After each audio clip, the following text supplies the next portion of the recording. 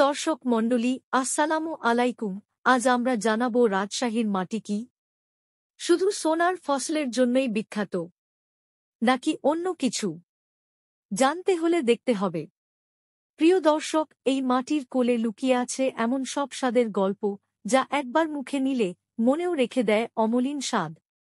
পদ্মার পাড় ঘেঁষে ছায়াভরা বাগানের মাঝে যখন গোপালভোগ পাকে হিমসাগরে নামে রসের বান, তখন রাজশাহীর শিশুরা ছুটে চলে আমবাগানে, আর বাংলার মা ঝুড়ি সাজায় মিষ্টি রসে টেটম্বুর, গোপালভোগ, ল্যাংড়া, ফজলি, আম্রপালি।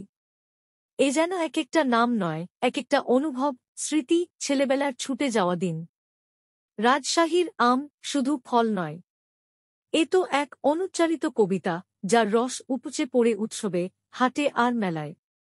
আর শীত এলে খেজুর গাছের কাণ্ডে ঝুলে থাকে হাঁড়ি, ঠান্ডা বাতাসে রস পড়ে, আর আগুনের আঁচে সে রসে তৈরি হয় গুড়। হ্যাঁ, রাজশাহীর খেজুরের গুড়, যার গন্ধে ঘুম ভাঙে সকালবেলা, যার স্বাদে জুড়ে যায় শীতের সকালের পাটিসাপটা পিঠা।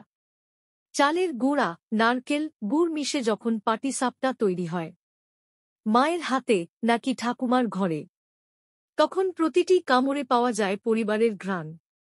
আরেকটু এগোলে পাওয়া যাবে রাজশাহীর কচুরি আর আলুর দম। বিশেষ করে রেল স্টেশন পেরিয়ে যখন হাওয়া এসে বলে, চলো এক প্লেট খাই, তখন কচুরির গন্ধে খিদে যেন দ্বিগুণ হয়। গরম গরম কচুরি, ঘন মশলার আলু, আর তার সঙ্গে এক কাপ চা, রাজশাহীর একান্ত সকালের স্বাদ। আর আছে রসমালাই, ছানার নরম বল আর ঘন দুধের রসে ভেসে থাকা সে অপূর্ব রসনা, যেন প্রতিটি উৎসবের রাজকন্যা। কারো জন্মদিন হোক অথবা ঈদের দিনের বিকেল, রসমালাই যেন রাজশাহীর মিষ্টির মুকুট। পেছনে ফেলে আসা দিনগুলো মনে পড়ে যায়, যখন দাদি এক হাত দিয়ে দই নামাতেন, বাঘার দই, যা আজও মাটির হাঁড়িতে জমে থাকে অতীতের মতোই ঘন। সন্ধ্যাবেলা বাজার ফেরত বাবা হাতে আনেন মুসুরি ডালের বড়া, ছোট ছোট বড়া, তেলে ভাজা, লালচে রং, আর তার চারপাশে ছড়িয়ে থাকে পারিবারিক সন্ধ্যার উষ্ণতা। গ্রামবাংলার খিচুড়ি ভুলবেন না যেন। মোটা চাল, ঘি, শুকনো মরিচ আর গরুর মাংসের মিশেলে রাজশাহীর উৎসব হয় সম্পূর্ণ।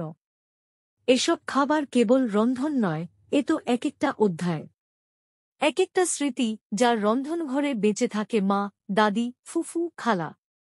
রাজশাহীর খাবার মানে স্বাদে যেমন সমৃদ্ধ, অনুভবে তেমন হৃদয় ছোঁয়া।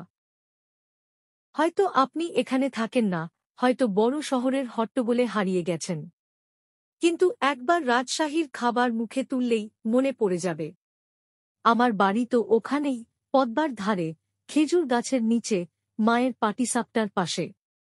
রাজশাহীর খাবার একটুখানি মুখে তুললেই মনে হয় আপনি শুধু খাবেন না, আপনি নিজের মাটি খুঁজে পাবেন, এক টুকরো শেকড়, এক মুঠো ভালোবাসা। আমি আপনাদের জানাই রাজশাহীতে সুস্বাদের নিমন্ত্রণ। একবার এসে দেখুন এই মাটির রান্না কেমন করে হৃদয়ে ঘর বাঁধে। প্রিয় দর্শকবৃন্দ, এতক্ষণ আমরা জানলাম রাজশাহী জেলার আংশিক কিছু ঐতিহ্যবাহী খাবারের গল্প। দ্বিতীয় পর্বে আমরা চেষ্টা করব রাজশাহী জেলার আরও কিছু ঐতিহ্যবাহী খাবারের তথ্য নিয়ে হাজির হবার। এই চ্যানেলের মাধ্যমে আপনার জেলার ঐতিহ্যের কথা সবাইকে প্রকাশ করবেন। বন্ধুরা, সাবস্ক্রাইব করতে ভুলবেন না। ধন্যবাদ।